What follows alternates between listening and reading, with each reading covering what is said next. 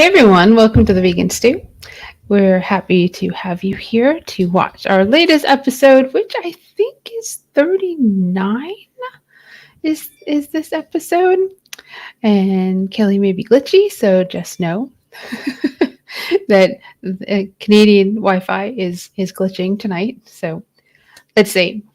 Thank you to Piedmont Farm Animal Refuge for sponsoring our live talks for the month of August. There's a few more days left to enter our wish pond. And what do you have to do that? You have to upload a creative picture, photograph, something with one of our sponsors. And who are our sponsors? We have Terra Seed, Hodo Foods, Veg Key, Revel Cheese, Cinnaholic, Fabulous, and Birdie Wild's Adventure Sauce. That would be 7. And plus, you can go on to Virtual Veg Fest Live whenever you like, and you can pick somebody on there. You can do something with Virtual Veg Fest Live too. Just get creative, and we'll pick winners, and you'll have your prize back sent out to you if you're one of the winners. Simple as that. Let's see. Go to YouTube, hit subscribe to the Vegan Stew, to Virtual Veg Fest. Oops, so do it that way. And we'd really appreciate it. Hit the notification bell because you never know when we'll go live, but you can words at night. You can feel confident that at 7 p.m. on Wednesdays, except for the first Wednesday of the month, you will see the Vegan Stew, and we will have conversations like the one tonight, which will be about bullying, which is a really important conversation. Probably every single person who will ever watch this will say that they have been bullied in some form or manner, and we're going to delve into it, especially with raising children and how they are bullied in school. So let me bring on the smaller stew crew tonight. We have Marla Rose from Vegan Street, Ellen Jaffe Jones, the vegcoach.com, and Kelly from Climate Healers and the Vegan Abler. Let us start. Well, I was going to start with the fact that I made this absolutely delicious cauliflower, right? Because that's what we talk about, and it is what we talk about. It's from a vendor of ours who posted this really disgusting video of Velveeta and pasta and more cheese and dairy milk, and they cooked it on a grill. And I said, tell me how you want to veganize that, because we don't have chunks of cheese and Velveeta style. We just don't have that disgustingness. So she said, just take some cauliflower, boil it, and then food process it. I did it in my Vitamix, add some spices, and you'll have something absolutely amazing. So I did. And that's why I had dinner before we went live and not after. I combined it with the Good Catch vegan crab cakes. Okay. Have you had those? I have. I don't so fish and sea life was never big in my life, so it's not revelatory to me. So but I'm curious, was the cauliflower used as the cheese sauce? It was actually used almost like a potato. So okay. I put it on the plate underneath, and my thought process was to make like a mac and cheese with it, but it ended up being more of a whipped potato consistency. Yeah. I put nooch, miso, and a whole bunch of spices in. Yes, I'm so happy about it that I needed to talk about it. All right, Marla, let's see. That's a segue into food. Yeah, that felt like a segue. Okay, so I thought this isn't really like a huge news story, but I thought it was interesting because as vegans, we're always trying to guess what motivates people and what, just kind of, a lot of times it just feels like we're, kind of shooting in the dark, trying to figure it out. How do you get people to try vegan food with an open mind or be excited about it? Anyway, these are 2 small studies, so fewer than 200 people, I believe, in both of them, but still like the first of their kind. They need to, do bigger studies, but they're expensive and hard to pull off. But anyway, these are published studies that found that when polling people about videos promoting plant-based proteins, like say veggie burgers, and emphasizing the taste of it, emphasizing the nutrition of it, or emphasizing the social good of it, what influenced people the most? And it was the social good. So like emphasizing that this is better in terms of like you know, getting ahead of climate change in terms of, you know, factory farm stuff. So anyway, that's the whole point. You know, Americans eat 58 pounds of beef per year, approximately, compared to the global average of 14 pounds. That's just shameful. And beef has 60 times the greenhouse gas volume as peas, which is a common ingredient in our veggie burgers. So, anyway, I just thought that was interesting and could be a different way of looking at, you know, like we tend to think that nobody cares if they're already eating animals, but people do care. And so, you know, maybe these are different ways of looking into consumers, you know. All right. Awesome. Mhm. Kelly, you want to talk about floods? I would love to. Okay, so Yahoo News had an article stating climate change is making drought conditions worse, more frequent, more severe, and major population centers around the world are experiencing them. 36% of New York City, which is the most populous place in the U.S., is in severe or extreme drought, according to the U.S. Drought Monitor. In New Jersey, crops are smaller than previous years. Plants aren't growing as high. Corn is withering on their stalks, and apples are smaller than they are in previous years. Long Island is in stage 1 water emergency. It's happening all over, just in the U.S., but in China, they're in a nationwide drought alert that was just issued on Friday, and they have record-breaking droughts in the country. It's causing some of the rivers to run dry, like the Yangtze, which is the world's 3rd largest river, has reached record low water levels this summer. And rivers are going dry in Europe, like the Loire, I'm saying it right, the Loire River in France is currently barely navigatable due to the drought. But this is what's most important, is what's causing this. And in a 2020 study in the journal Science, they looked at changes in temperature, relative humidity, and participation between 1901 and 2018. They found that climate change is responsible for 46% of the current mega drought severity, and global warming is exacerbating the droughts due to increasing demand for water, which is going to animals and plants, and the majority of our plants are being grown for the animals. So, you know, the science is there, and we just need to understand that connection and the urgency that goes around that, and that is we need to go plant-based. I think they do understand it. They just don't have, to be blunt, don't have the balls to say it yet. Yeah. Is really what it is. You know, all you have to do, there's so many YouTube videos about all these rivers drying up. It is crazy. Cruise lines are canceling their tours. And, you know, for those of you who didn't see, if you Google it, this is a river in Texas. Those are 130 million year old dinosaur prints. I don't know if you could see that very clearly, but Google it. It is on the Paluxy River, and multiple footprints. They have videos, and different sources are posting videos and photos, just so you know it's not fake news. But these rivers are really running dry. I mean, that's a really cool positive to the river running dry, though. I mean, who gets to see dinosaur prints in this day and age?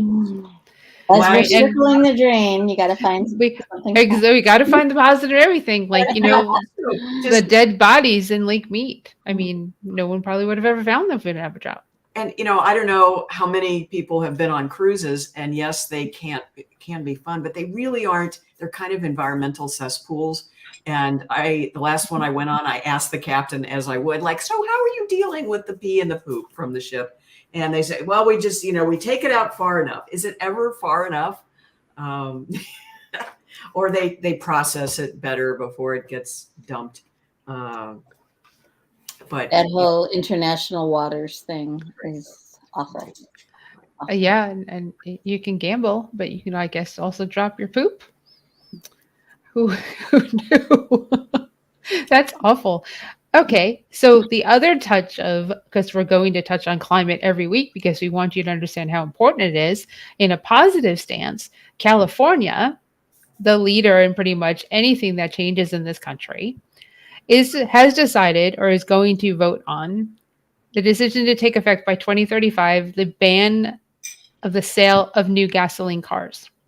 And it's like, yo, wait, what about my Hummer? Well, guess what? They'll have to make it as a electric vehicle, Yeah. which is getting, the tech is getting much, much better Mhm. with each and every day.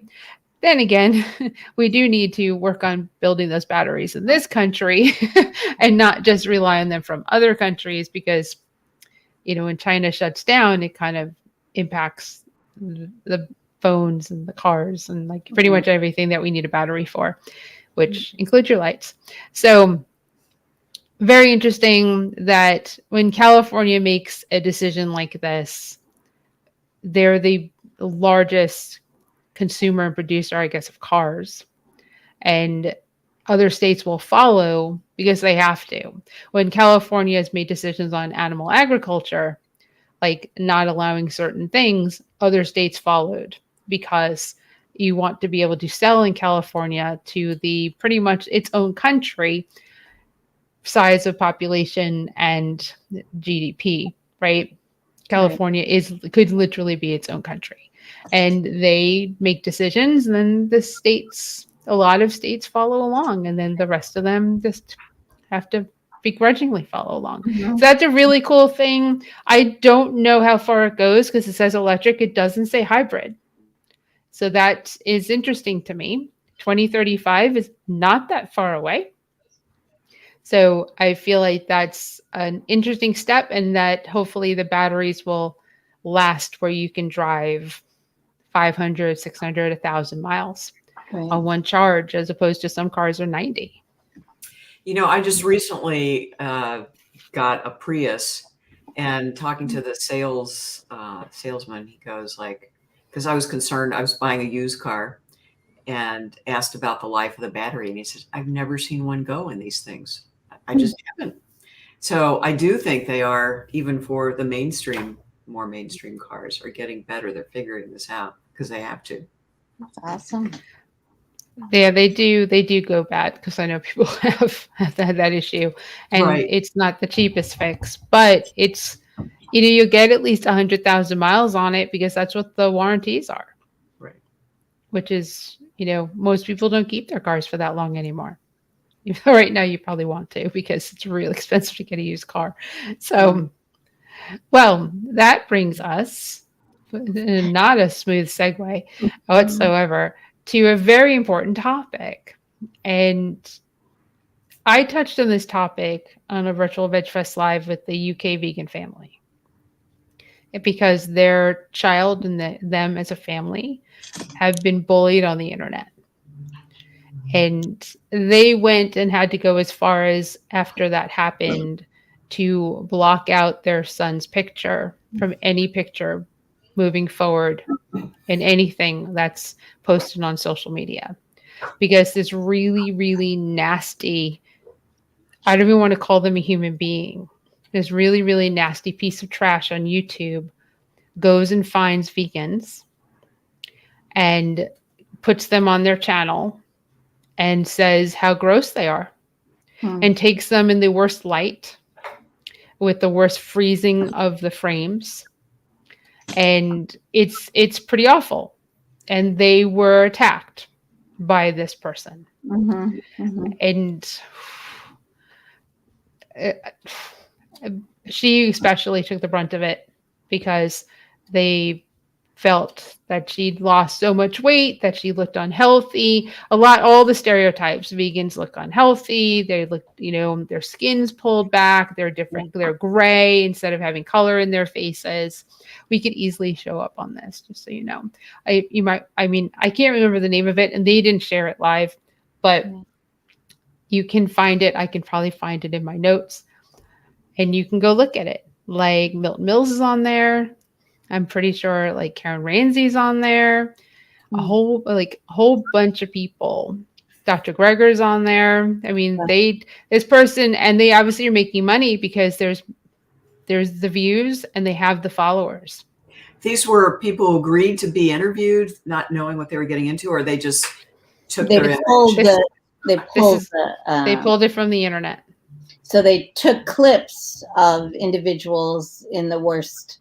Like you could take anyone. You could take a supermodel. Yeah, you can who's be like, running and off. like just Yeah. grab it. Exactly. That's just what kind of low life trash does that kind of thing. Right. And their Mhm. advice from that was never put your children on the internet. Yeah. Like never, ever, ever put your children on the internet. Yeah. Like to block out their faces, never post their pictures. Yeah. Because you just never know if it'll happen to you. And it was absolutely horrendous. Mhm. So as Marla, as somebody who raised a vegan child, Mhm. what was it like in school for him? Yeah, it's so interesting to hear that because we had a really similar experience and we were pretty naive about certain things. So my son, he was raised vegan, was always embraced it proudly and owned it for himself. School is, that's part of why we started the Vegan Family Network, is to build community of other like-minded kids like him. I have a feeling my son would maybe have been bullied even if he weren't vegan, because he's a sensitive, different kind of kid.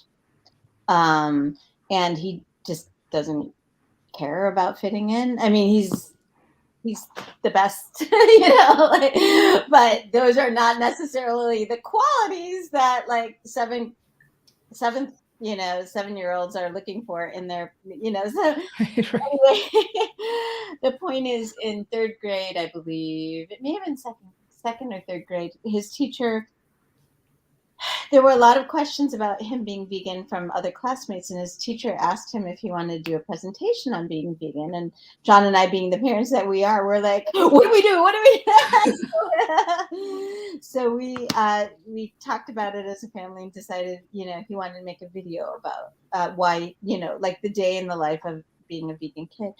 And so we created this video to show to his class, and John edited it, and it looked beautiful, and it was just I think it's still on YouTube, but I think it's called like Justice the 9-Year-Old Vegan or something like that. Anyway, his class loved it, and they ended up showing it to the whole school. And it went really well, except what happened was, we had to put it somewhere so that the classes could see it. So we put it on YouTube, goofballs that we are. And somehow or another, I think it was like Care2 or some old website, found it and put it out to their email list, but in a positive way, like, look at this great kid. So that was kind of strange. It was like a big popular website. But then the comments started rolling in. That kid looks pale. He's thin. He's out of it. I just searching for negative, garbagey hot takes that just, and it was hurtful. It's just, everyone's got a hot take, and it doesn't have to be rational. It doesn't have to be true. So anyway, so we experienced that as well. I mean, now my son is 20, and I guess we could take it off YouTube if we wanted to, but the experience was positive. When we released it, when we inadvertently put it out to the public, all the trolls came out to play. So that's what our experience was like. Hi, Donna. I was gonna transition, but I'm not going to. Okay, Kelly. So my son went vegan when he was 14, and he made the decision on his own. Like, we were both, my partner and I, vegan. I was vegan, and then my partner went vegan, and then my son went vegan shortly after that. And we showed him the movie Earthlings, and we asked him if he felt comfortable watching it, and he said yes. And he watched it, and then the next day he asked for lunch money. And I always, at that time, I had, I can't control what he's buying outside of the house, but he knew I had hoped that he would not be buying meat. And when he came home that day, we asked him what he had for lunch, and he ate meat. We were really upset. And then about a week later, he was going to visit his grandparents for a little while. And we're like, well, you know, because he was eating vegan here. And we're like, well, what are you going to eat when you're there? And he's like, well, can you buy me some vegan food? And we're like, does that mean you're vegan? Yeah. So, I mean, he made that decision all on his own. And it was right at the time, Marla, my son Ethan is just like your son, like the most amazing kid ever, but he's unique, he's different, he's shy, he's introverted, he's all that, but he's incredible. So, and he had a lot of social anxiety, and he went through puberty kind of late. So when he did go vegan, he was very slim. He was kind of going through puberty, so he's in that in-between stage.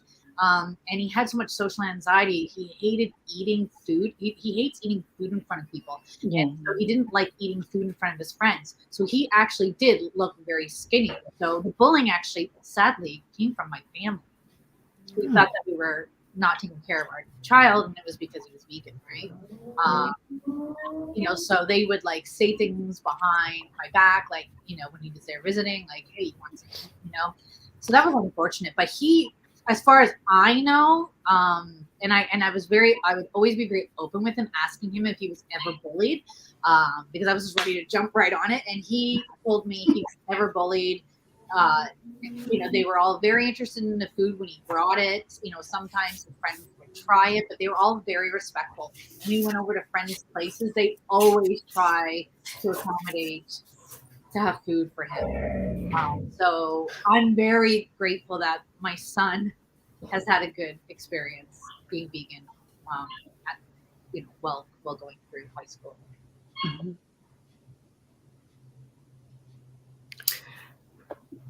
Well, I could jump in sort of with a reverse bullying story. And I've gone on my headset. You can hear me okay, right? Oh, yeah. All right. So I was the assistant coach at our high school, and the head coach had invited me for a number of years to participate. I ran with the kids, and she asked me to bring in healthy food, kids who had not seen like peanut butter ever. And so it was really a great experience. I love doing that part of it. But then when the Butter is Back Time magazine story came out, all of a sudden, and she would take the kids to get donuts after track races that were high school events. And then when that Butter is Back story came out, it was this license to go after the vegans, and not only me, but just veganism in general. And both the kid and the coach were just piling up on me and veganism, and it was just such a tough period, the kind of hate speech that was there. And, I just ended up banning and, blocking all of them. But it just really made me sad to have, I felt like given my heart, and then to be treated like that just as a person. I mean, like, who does that? Even if you disagree with their beliefs. And it was like, they wanted this license. Here they were, healthy runners, and they wanted this license to be able to eat donuts and crap after these events. And that was just sort of their way of saying anybody who disagreed is too bad. When was this Butter is Back thing? Oh gosh, that was like the 90s, right? Yeah. Oh no. This was, I would say, in the last 6 to 8 years, because I had to deal with it was when I was a speaker. Well, what about, is butter really good for you? And I would say it was around paleo vegan when I kind of think of things when my books came out. So because butter and coffee then became paleo era, yeah. The second one, actually. That's the butter from cows, and it was, and a number of the vegan doctors that was linked to some research that had come out that the vegan doctors totally debunked, and it was one of those things that just kind of got interpreted the wrong way. If you Google the Butter is Back research, right, it'll cherry picked. Yeah. That's like the eggs in the dairy industry and the meat industry, right? It's that they all do it. Cigarettes, sugar, they all do it. That's very interesting, because I don't remember that at all whatsoever. Okay, let me say, So Gotham the Raw, which is now. So thank you for watching, even though you couldn't be with us live tonight. Another form of bullying. See, now still getting something is still part of the show. So a form of bullying, disregarding that the child is vegan and feeding the child something with dairy, stating, "Oh, it's just this one time. They'll be fine." You are starving them. So disrespected, gaslighting in a sense. My goodness.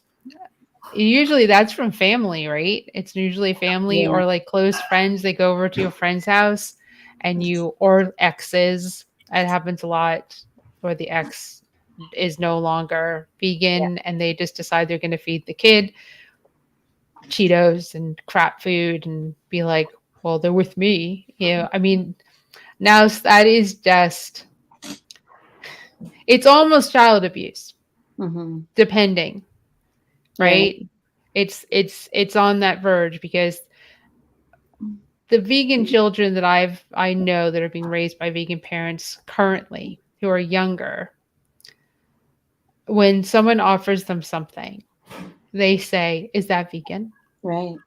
And if they get offered something that they know isn't, like a marshmallow, say, they'll say, "Is that a Mm-hmm. vegan marshmallow?" And the person would be like, "I don't know." Yeah. And the kid will be like, "Well, there's gelatin in that. I won't eat that."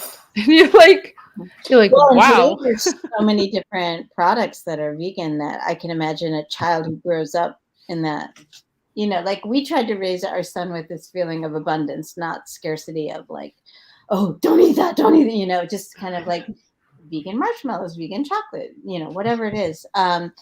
But so I can imagine there would be some confusion with, the child too, like just if they're getting something that they would normally get at home, but it's, Right. not, yeah. It's, Um, I mean, it would, and it can happen to adults too, because we're talking about children being bullied because they're vegan, but adults most certainly get bullied because we're vegan. A lot of times from family. When I went vegetarian at 15, my family was like, "Yeah, that won't last." And they're pretty. One brother was like really dicky about it, but we had that dicky type of relationship anyway. But that really motivated me for it to last, I don't know, 33 plus years. So, actually longer. Sorry. I was 15. it's That's a long always time. funny. I Years. just I say mean, it's always funny when somebody thinks that something I'm doing is a fad. Like my family stopped calling the things that I do that. a lot of times for a lot of people it is. Let's Mm, just touch on that for a second because it seems that people who are vegan, ethically vegan, right. there's I admit there is definitely a difference, but ethically vegan, it's a lot easier, I feel, for us to go, yeah, I'm not going to do that. Mhm. No, I'm going to stop. No, a lot of things, I think it comes more naturally to us to when we see the ethics or the reasons why to make the choice to go, okay, Right. I just won't, I just won't eat that. Or I won't do that. Or I won't say that. Mhm. Or I'll, pronouns, everything just comes, I think, a little bit easier because there's a compassion to what we do and how we feel and what we say. Kelly. Kelly had, yeah. Oh, I just wanted to quickly touch on what Now said, about family, because I was vegetarian, um, and I was raising my daughter as a single mom, and so she was vegetarian, and but I got a lot of help from my parents because I was a single parent, so I would bring her over there a lot, and my dad, rest in peace, he was a hunter and a fisherman, and they would feed her fish while I was working, because they would be feeding her food. Um, and that was really difficult, and I would have fights about that.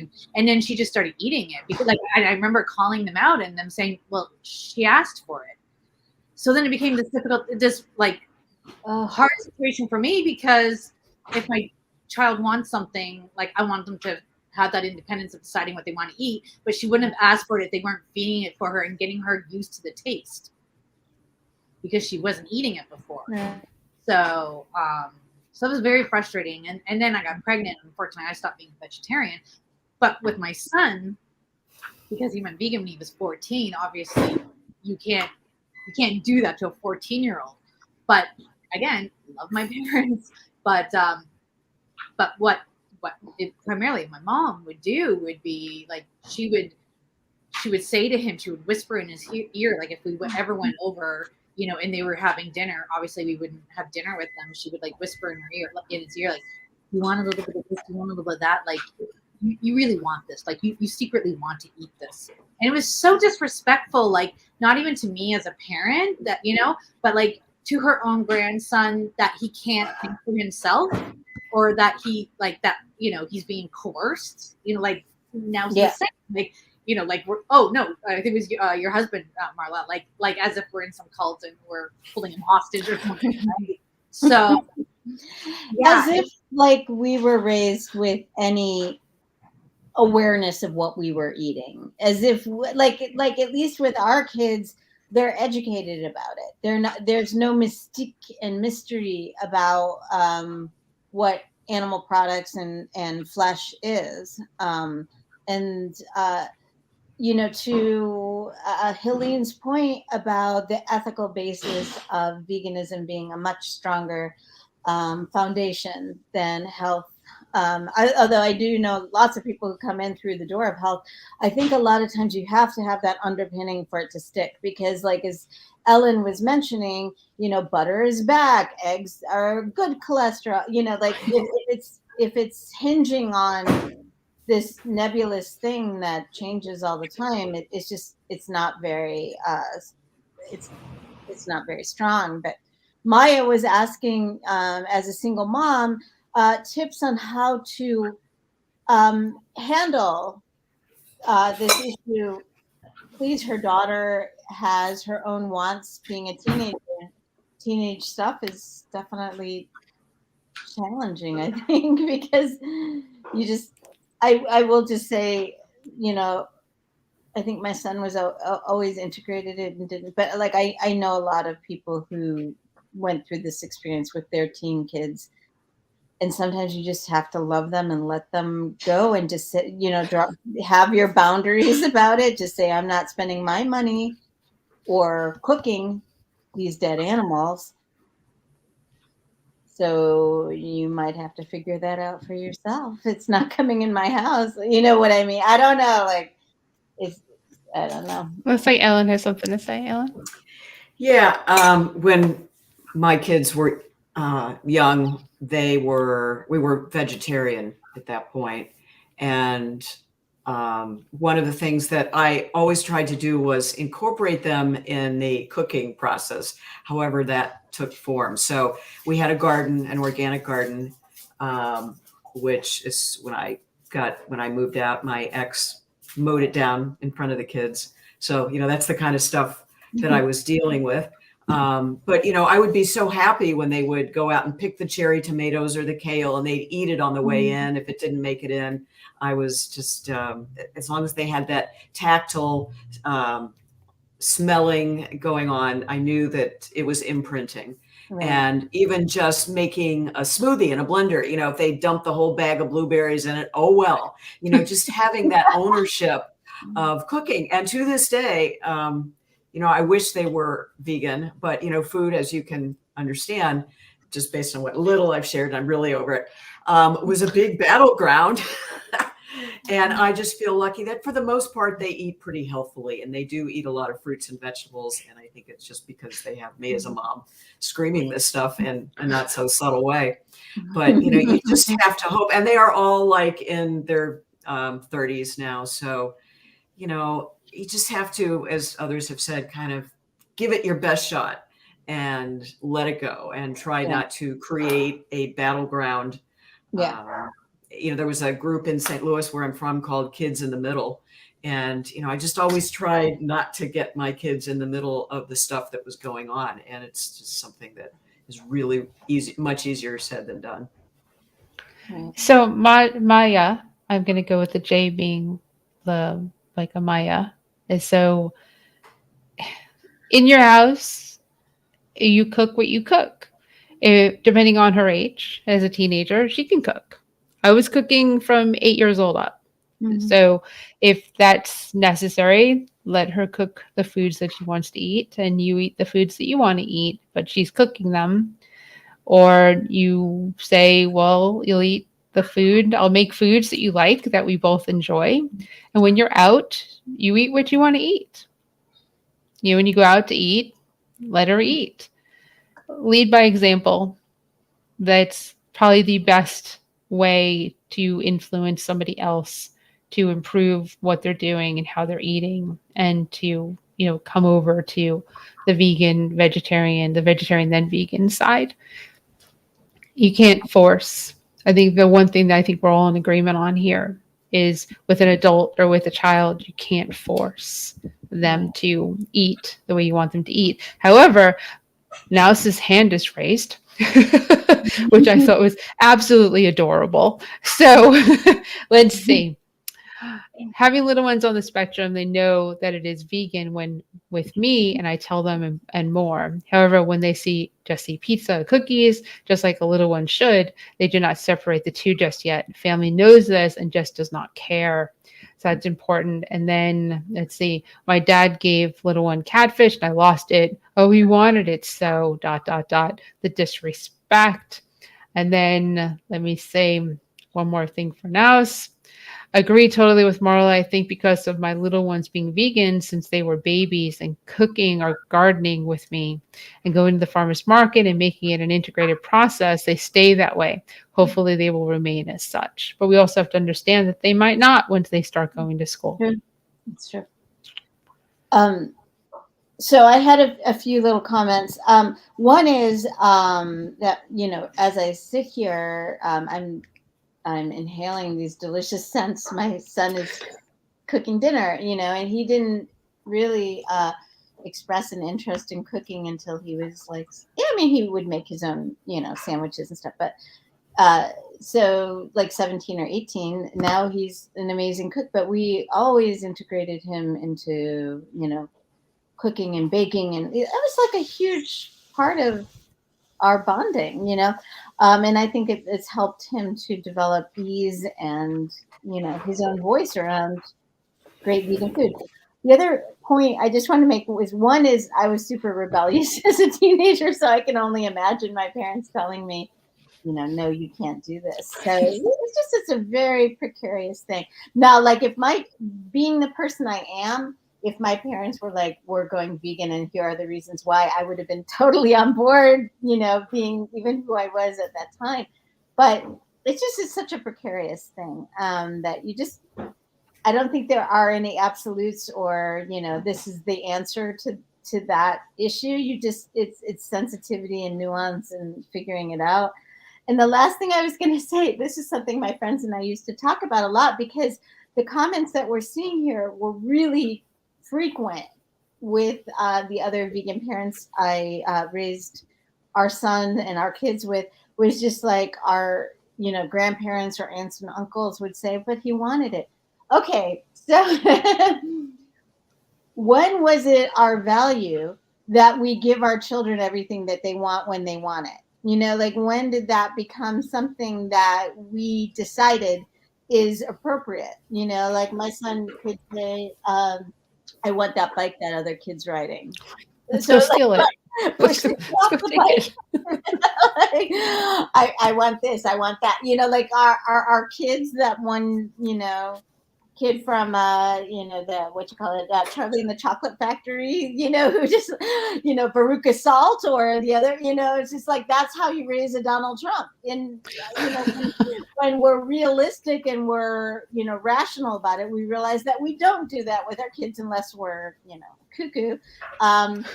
So why is it like when our kid points at like a catfish or whatever, I want to try that.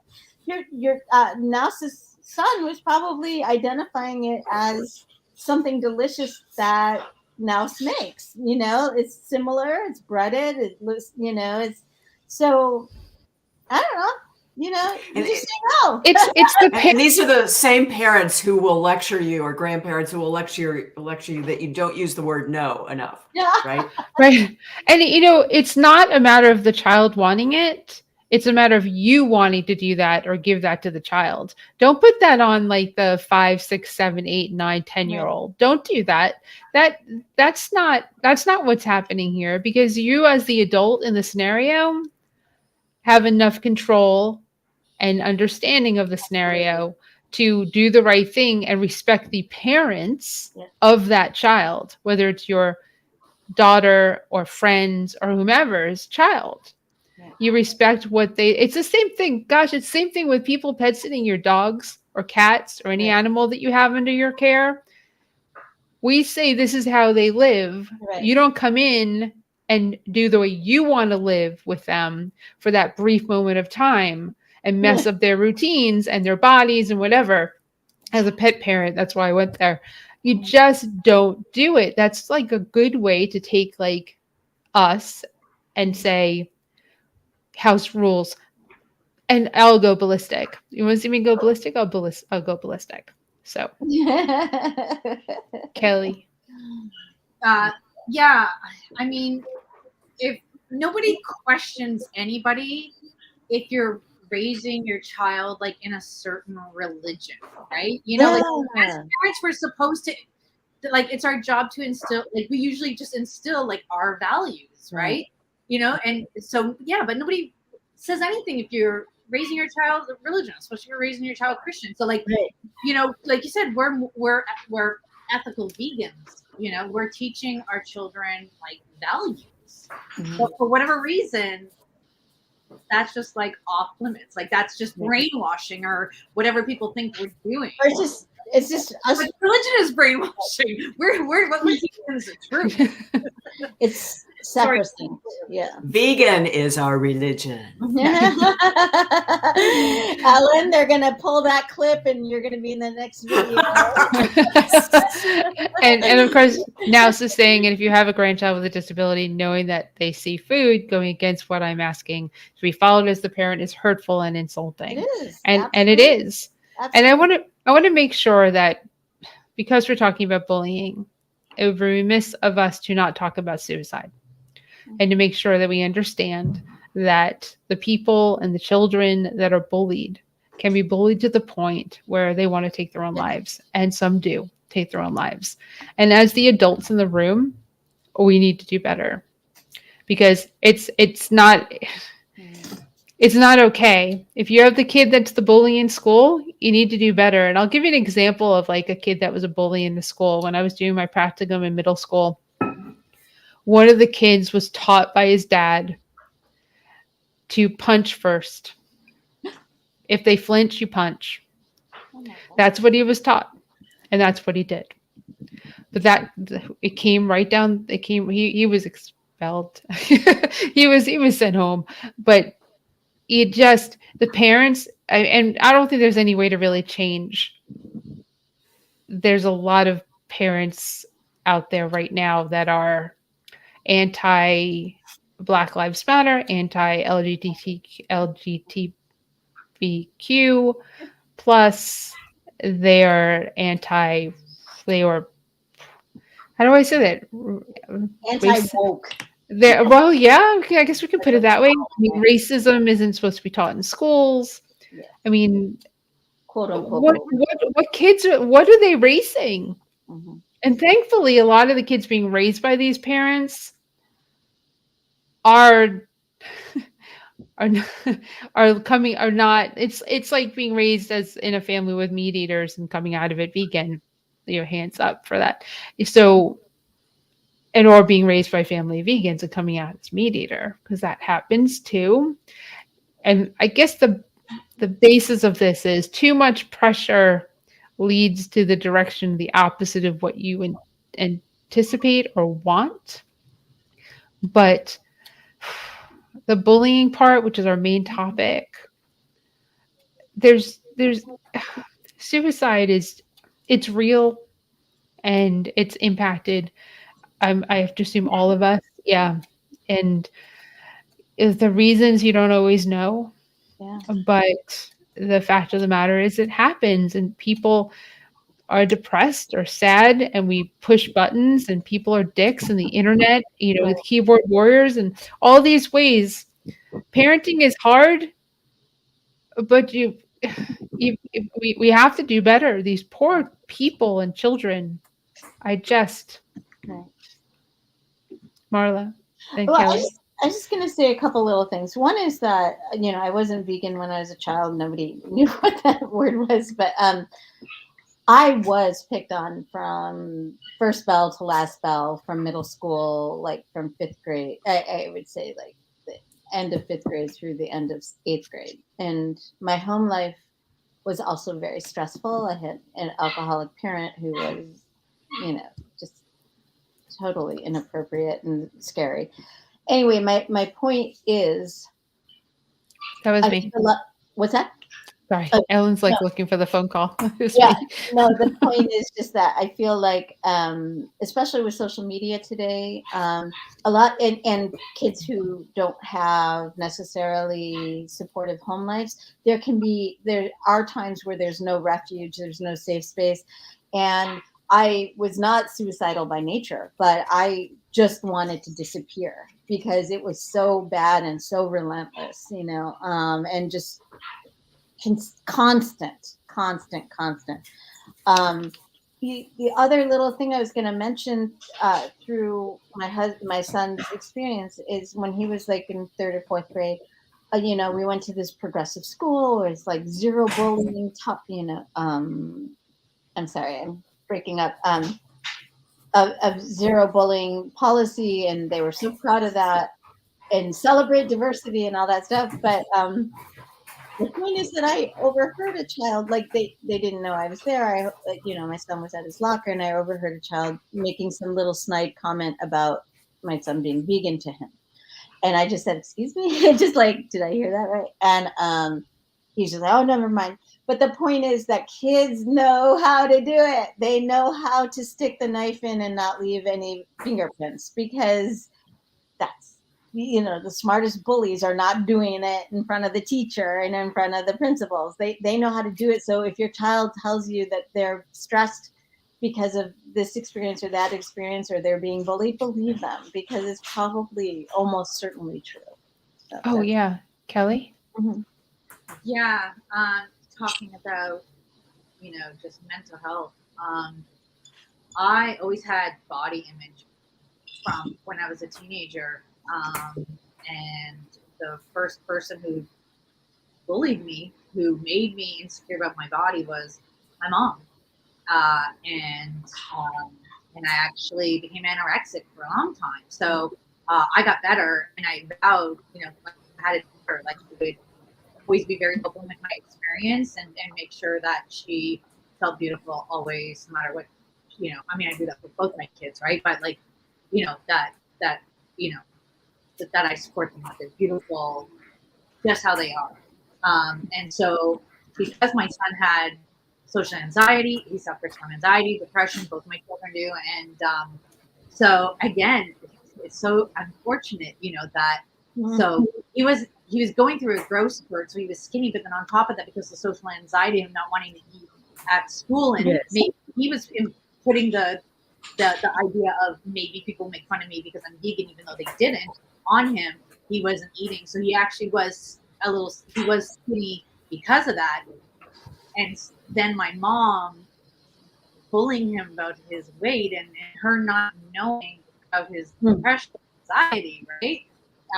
So, yeah, like you're saying, like, and we're still not open as a society to have these honest conversations about mental health and depression, anxiety, suicide, all these things, right?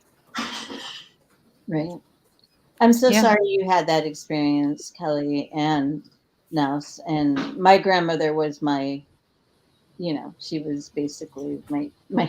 I had a wonderful grandmother who's an angel from, sent down from earth or from heaven, and a terrible one who terrorized me and, basically gave me the keys to anorexia, just like led me down, not to laugh, but just, and then I'm sure, Kelly, with your experience, having your mom comment in any way about your child's body in any context in any form would be so upsetting, knowing that background and that history. And also, I just want to really quickly say this is why I do not support any kind of vegan advocacy that body shames. It's just absolutely anathema to me. And I include actually telling lies about the benefits of veganism based on body shaming and, all that stuff. So screw that. No. When I was younger, it was parent teacher night. I was in elementary school, and my sister decided to cut my hair. Stephen knows the story. Stephen's watching.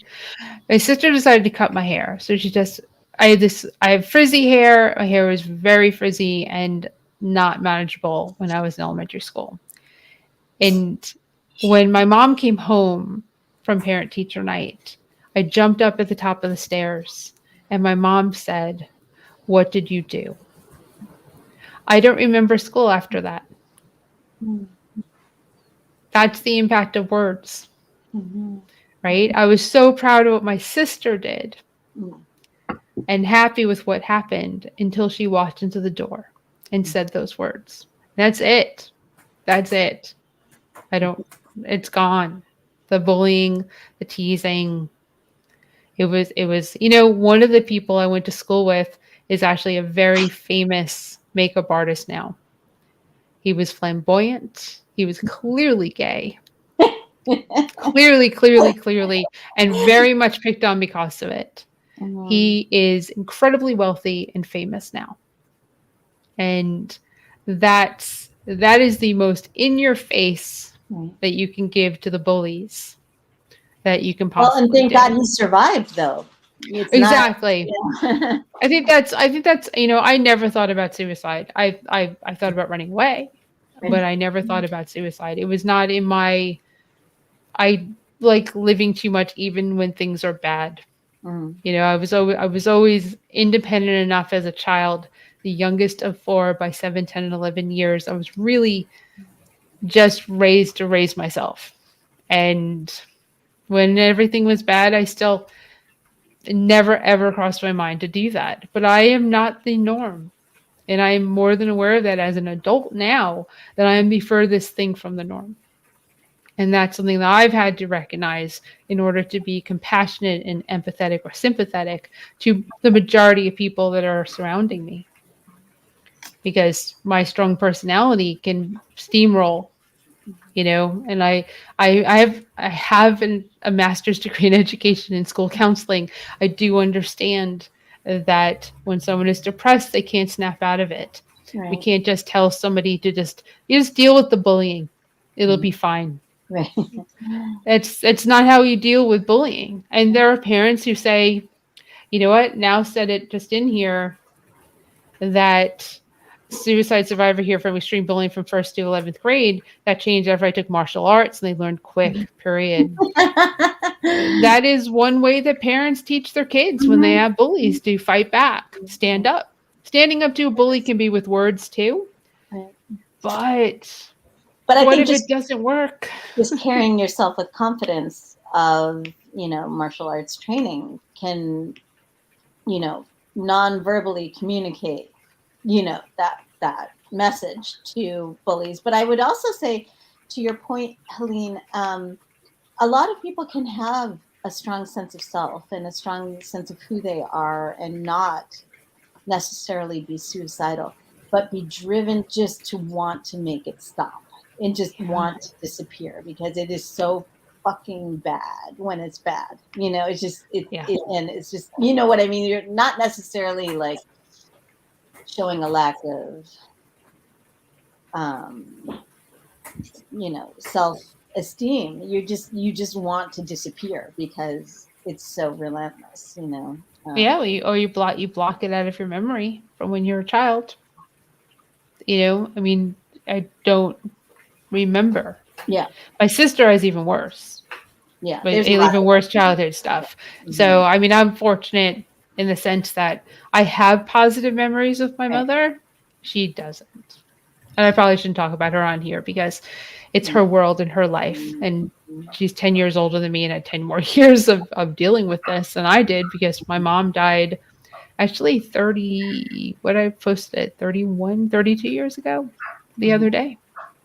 So I was 21. So I mean, So young. yeah, but you know, when you have parents that really weren't great parents for me, Right. being 18 and 21 and having them die I'm sorry. didn't really it, I mean, that's where when I say like strong personality and I've had to be like Mm, I've had to make my life yeah. because I hadn't if I had to fall I had to fall and catch myself Hmm. most of the time with Yeah. the support of some amazing friends who are family.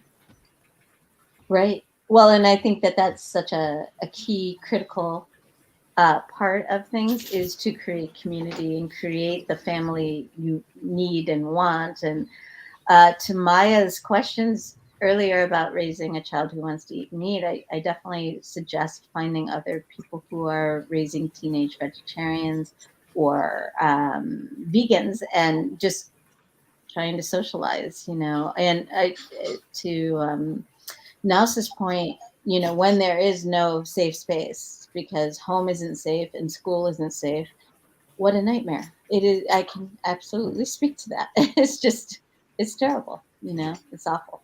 So that's why if you bring a child into the earth, into the world, it is, I don't care what you're going through personally, it is your right. It is absolutely your responsibility to create safe haven for that child. You might not always agree, your personalities might clash, but that child did not demand to be born, and you need to make sure that they get what they need. Not demand to be born in a country that is going to force children to have children. Oh God, so sick.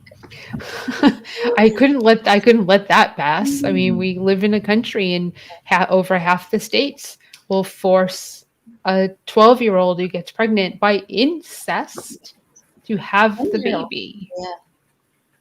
And then what? Like, we want kids born out of incest with like what? 15 toes or two brains? Do we really want a person who committed incest child to be roaming this earth? Half their genes in that body? We're souls. Exactly. And then, so we want a 12-year-old to be raising a child or to give up a child, and then we're going to worry about that child being bullied in school because they had a baby by their uncle or cousin or father? Disgusting. Well, we're infantilizing children in one way, in that sense that we're banning these books that we were able to read all those years ago. The, The To Kill a Diary of Anne Frank? What your Diary of Anne Frank, To Kill a Mockingbird, and at the same time, not only states that are insisting that and if your child is having a baby pregnant at 10, 12, 11, 12, that is, whether or not it was forcible, that is rape. So whether or a child cannot consent, a child's brain cannot consent to that. But also we're we're exposing them to guns and gun culture and just, whoa, what can we do? It just lays bare the hypocrisy of this society. It's very sad, but Kelly, tell us something positive about Canada. About Canada. Oh, Canada. I love your anthem. Love your national anthem. I'm thinking about Joni Mitchell's Canada. I mean, I am very much aware that even though we have a liberal federal government, that can change very easily, and especially because during COVID and We had, I'm sure you know, our capital was shut down with Trucks. protesters, and they declared they instilled the state of emergency act that's being heavily criticized, and it's going to unfortunately cost the party their probably their position in next election, and it's going to swing conservative. And right now, the conservative position, the leadership position, is open, and the two main people to possibly fill that role of extreme, like Trump-like conservatives. So if they win that position and they win the government, we're very easily on track to be where you are in just a couple of years. So that is, I'm very well aware of that and preparing for that. I think that's the danger, is when you think it's that it can't happen. You know what I mean? That's always the danger. And I think you are expressing a very realistic scenario, and I'm hoping that you guys can stay ahead of it, unlike here. I know. That's very true. Okay. Do we have any final thoughts on the topic? Happy hour here. I just want to say, with regard, we talked about this in other ways of dealing with the isolation that we feel sometimes as vegans, but making sure if you can, connect with Meetup and sites online where you can go to potluck dinners. I mean, I know in our area, those are starting to come back, and take the kids. And, hopefully there'll be other kids there that might connect with your kids, that you have that similar bond. Just a thought. Yeah, that's what I was gonna say. Like, if it's the parents that are going vegan and they're worried about, their children, like, don't let the fear of social issues prevent you from doing what you feel is morally right. Because, like you said, Ellen, there is a huge community of vegan parents out there that you can connect to, right? And even religious groups too. Yeah. Like Miriam, our Florida Voices for Animals board president, belongs to, what's the church? The Hare Krishnas? No. They're vegetarian. Help me, Helene. Seventh Day Adventist. Yeah. And I didn't realize that Adventist, Miriam was a Seventh Day Adventist. That would make sense. Why wouldn't we do the event on a Sunday then? Well, I don't know how. They follow the Sabbath. I've done things at her church, cooking demos and stuff like that, and it's how I know. But yeah, is it Seventh Day? Yeah, because it could. Is it the what's the other church that's really animal friendly and tends to go vegetarian, not really religious at all? I was thinking you meant Adventist. That's the only one I think. Adventist, is that? Okay, that's seventh. That's seventh. Yes. That's Seventh Day. Seventh Yeah. Day Adventist. Yeah. SDA. Well, anyway, there are a couple of churches. Google them if you want to belong. And even the Unitarian Church is very open. That's it. Unitarian. Yeah. That's where I was going. Thank you. They're just more progressive in general, right? Yeah, yes. Right. We've bashed religion tonight, and we have in the past. However, did we? I don't think just a, I did. It's there are some positives to community. Yeah. Right. There are some positive. There's definitely positives to community and having that community and like-mindedness. Absolutely. And not cult. I'm saying like-mindedness because there is a line there, and you can cross over it pretty easily. Right. But having community, because that's what we have as vegans, right? We create our communities. We have them. People could consider us like cult-like, but we really aren't. I mean, I guess there are some that are, but for the most part, we're not. But everything has extremes and goes like the whole gamut. But community matters, and where you find that, absolutely, will make the difference in your world, for your children and for yourselves. Go ahead. Christian vegetarians, that's a group. Jewish veg is a group. Mm-hmm. I mean, I think all the main religions now are kind of picking up on the movie that Victoria Moran did, A Prayer for Compassion. So, check with your favorite church if you're looking for a way to. There's also you might be surprised. There's the Interfaith Vegan Coalition as well, that you can check out. Lisa Levinson. Yeah. Mhm. Yep. Yeah, I And think then and you can be agnostic and be vegan too. And there's a whole bunch of people like that, which tends to be a lot in the vegan world who don't believe in God. So agnostic doesn't not believe in God. We that's just why They're questioning. don't The know question- what we feel it is unknowable. Right? what's the other word? Help me. Not agnostic. Atheist. Then Atheist. Thank you. Yeah. Thank you. I just want to say something really quick is about the religion aspect. Is when people thought that our veganism was, loosey goosey, that I would ask them to think, like, if somebody were in the position of giving my son snacks or whatever, like a teacher or whatever, I would just say, think of it like we kept kosher. That would be inviolable. That would be like that is a kosher family. Right. That's Or he's diabetic. right. Yeah, right. You know, That is true. Right, but somehow the he's religion. allergic to dairy. Yes. Let's offer you some Sue ice your cream. ass. Yeah. Let's make you sick when you say these. That's why sometimes when we eat outright, we say we're allergic instead of I don't like, because it cuts the line. It cuts it right there.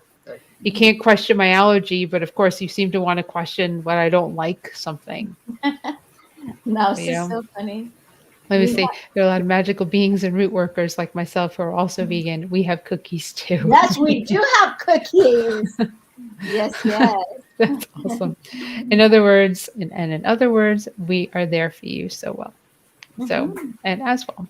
Yes. Okay. Well, thank you. Thank you, Stu Crew. It's another amazing talk. And let's say bye to Marla, bye to Kelly, bye to Ellen, and then bye, Kelly.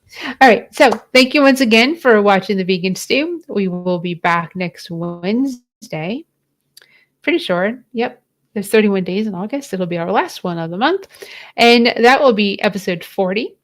And that's how a vegan diet can make you a better athlete. And we will again be leaning towards Ellen to have some fun in that discussion because she is our representative vegan athlete.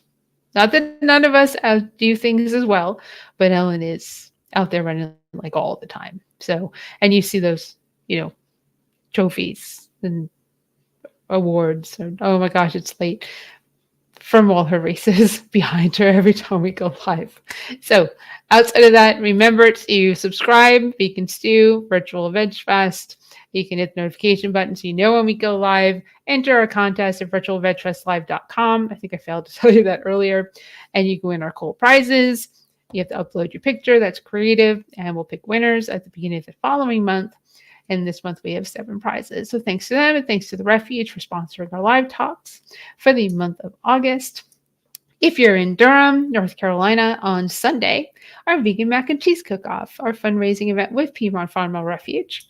And Triangle Veg Fest is a vegan mac and cheese competition that's in Durham. You can get tickets at trianglevegfest.com.